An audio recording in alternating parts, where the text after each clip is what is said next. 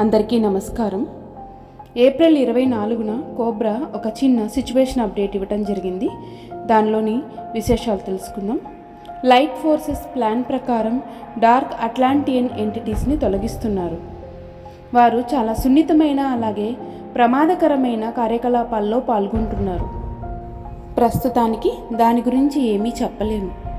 ఇతర విశ్వాల ఉనికి కోబ్రాకి తెలిసినప్పుడు ఆశ్చర్యపోయానని తెలియజేశారు.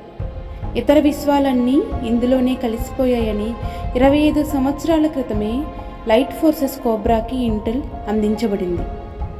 ఈ మధ్యకాలంలో కొత్త విశ్వాల ఉనికి కనుగొనబడింది. ఇటీవల కాలంలోనే కోబ్రా వాటి గురించి తెలుసుకున్నానని వివరించారు.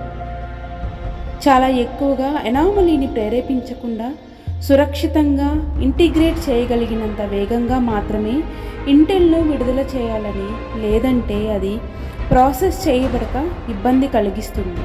అందువలన లైట్ ఫోర్సెస్ వారు ఇంటెల్ను క్రమంగా విడుదల చేయాలని తెలియజేశారు.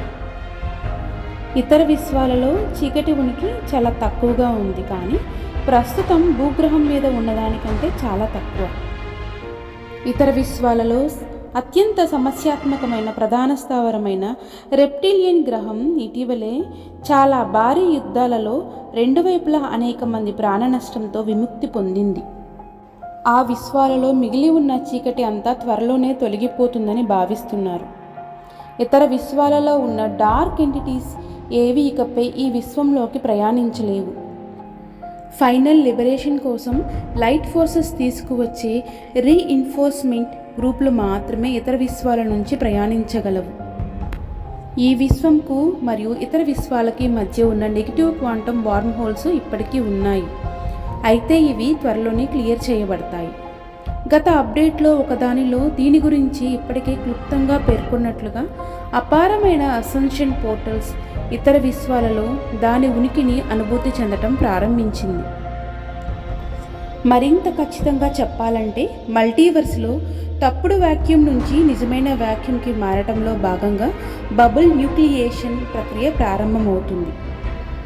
మన గ్రహం మల్టీవర్స్లో చీకటికి ప్రధాన స్థావరంగా మిగిలిపోయింది. ఇదే ఇప్పుడు పరిష్కరించవలసిన ప్రధాన సమస్య. కొన్ని పరిస్థితులు పరిష్కరించబడిన తర్వాత కొన్ని వారాల్లో గ్రహాల పరిస్థితి గురించి మరింత ఖచ్చితమైన ఇంటెల్ను విడుదల చేయగలమని ఆశిస్తున్నాము. మే 5న కొలంబియాలోని బొగోటాలో మన న్యూ అట్లాంటిస్ వర్క్షాప్లో పార్టిసిపేట్ చేయడానికి మీ అందరికీ స్వాగతం. అక్కడ ఎమరాల్డ్ ట్యాబ్లెట్స్ యొక్క నిజమైన అర్థము, అలాగే ఎమరాల్డ్ను అగార్థాకు పోర్టల్గా ఉపయోగించడం గురించి మొదటిసారిగా తెలియజేయబోతున్నారు. Victory of the light. Thank you.